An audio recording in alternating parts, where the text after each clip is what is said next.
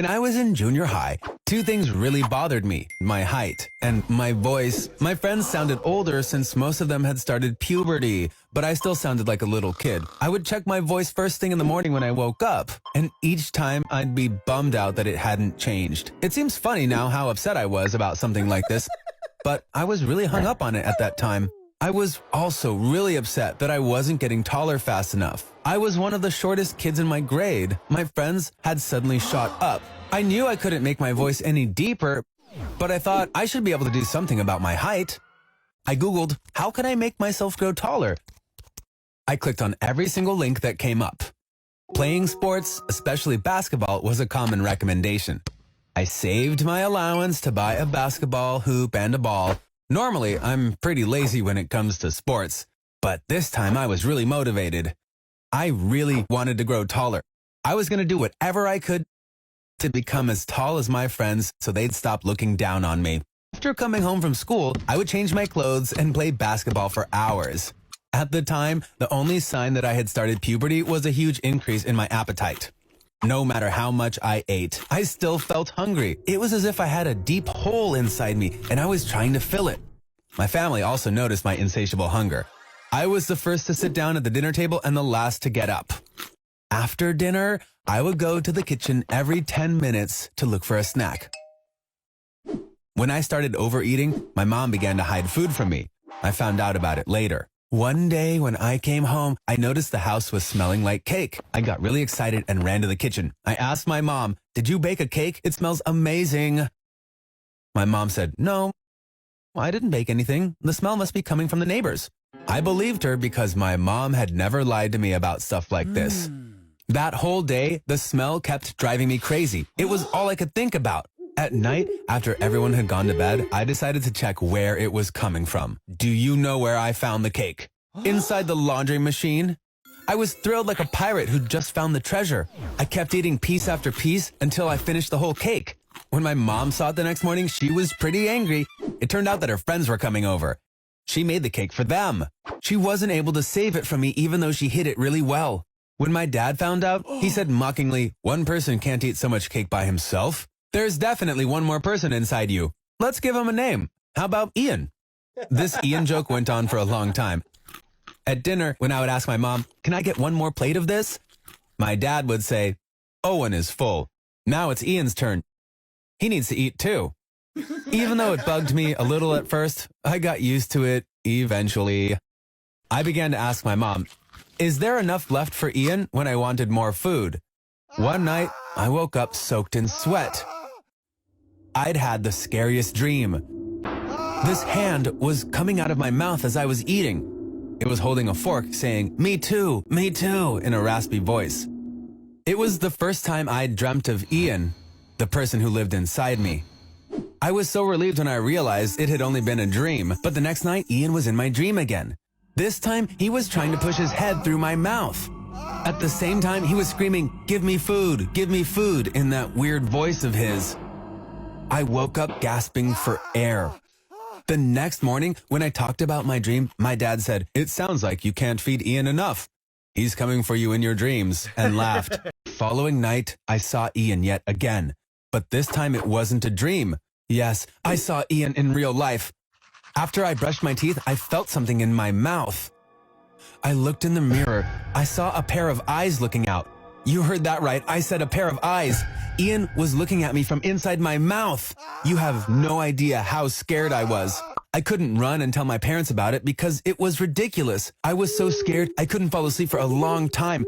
Finally, I convinced myself that I had dreamt it. That's how I calmed down and was able to fall asleep. Unfortunately, I started seeing Ian even more frequently after that. Sometimes I'd hear his voice too. He was constantly asking for food. When I'd wake up in the morning, I would check inside my mouth with my phone's camera to see if he was still there. And when I'd see those scary eyes, I would immediately close my mouth. Now, I was sure Ian was real and he lived inside me. I knew my parents would think I was crazy, but I decided to talk to them anyway. When I told them what was happening, at first they laughed. But when they realized this was no joke and I was dead serious, they panicked. My dad said, "That can't be happening." I made a silly joke, and it went on for too long. "It's all my fault. Let's not talk about this ever again, he said. To convince them, I said, look inside me. You will see Ian for yourself, and opened my mouth. My mom said, Owen, I'm getting worried. Please don't talk like this. When I insisted, she had to take a look. But she didn't see anything. Unfortunately, I was the only one who could see Ian. The next day, we were in the waiting room at a hospital. Without wasting any time, my dad got an appointment with a psychiatrist, that is, a mental health doctor. The doctor asked me many questions. He didn't comment on whether what I was seeing was real or imaginary. He just kept nodding and taking notes.